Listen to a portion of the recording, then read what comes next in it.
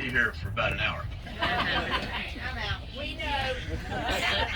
You know, when I first started thinking about what I wanted to say about Nathan, my mind went kind of blank. Not that there wasn't plenty to say, but there's just so much you could say.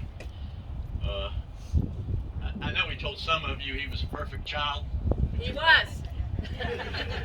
She's pulling your leg. He was far from perfect, but I will say this.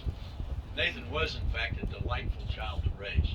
Yes, he was. He really was. At least till he was 14. I wonder if somehow Nathan knew his life was to be so short.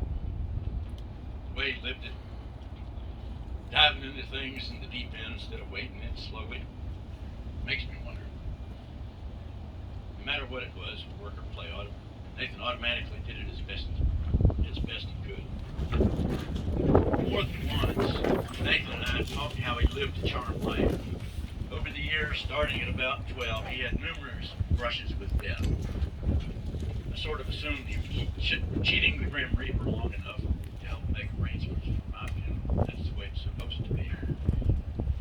12, a truck ran into him in the middle of Cassett Avenue. Skull was fractured. As he lay on the gurney in the emergency room, drifting in and out of consciousness, a nurse came and told him she needed a urine sample. Well, he looked at her, he opened one eye, and he said, "If you need some pee, go pee in it yourself." Well, those were his last words for almost 3 days. Neurosurgeon told me we think he's going to live. Wasn't the least bit reassuring. Took me a long time to let him out of my sight after that.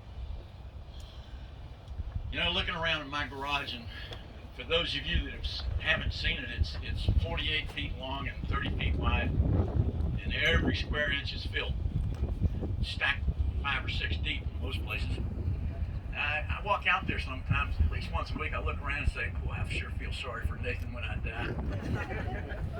Well, joke's on me, I guess, but because his garage is even worse. Is Debbie Randall here? Debbie wrote me a letter, and I'd like to share a little bit of it because she said it so well. She was a neighbor from the time Nathan was a toddler until he was 13. There are really no words that can change or alter the sad reality, so I'll just tell you what my heart is feeling. We are so sharing the grief and sadness and helpless emptiness in your heart. I'm so thankful to you for sharing your dear Nathan with us over all those years, when he and Tommy were little guys. I can still see Nathan's curly blonde hair, and he was blonde back then, bouncing as he walked or rode his bike. He had that carefree spirit, that smile that was so heart-melting. It made it easy for him to get away with about anything. He was always so easy to talk to. He was respectful and soft-spoken. When he laughed, it was a laugh that made others smile. He was a blessing, and he was so cute. Sometimes he'd pull pranks or tell funny jokes. He was easy on the eye and easy on the spirit.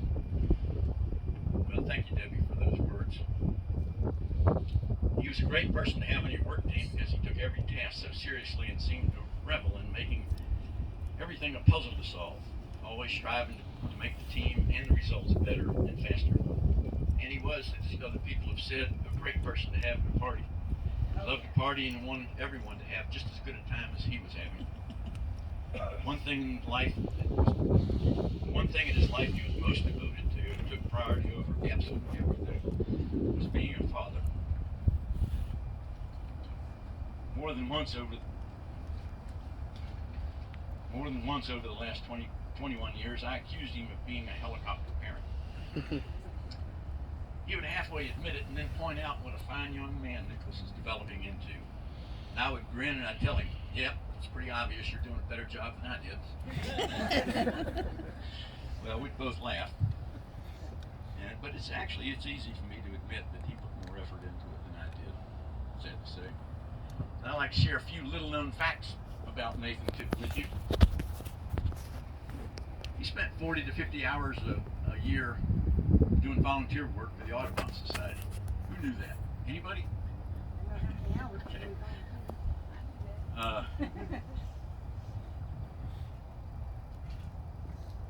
His favorite college course was philosophy. Oh, no. Anybody know that? Oh, well, Aunt Meg. That explains a lot. Argue you to death. Yes, sure will.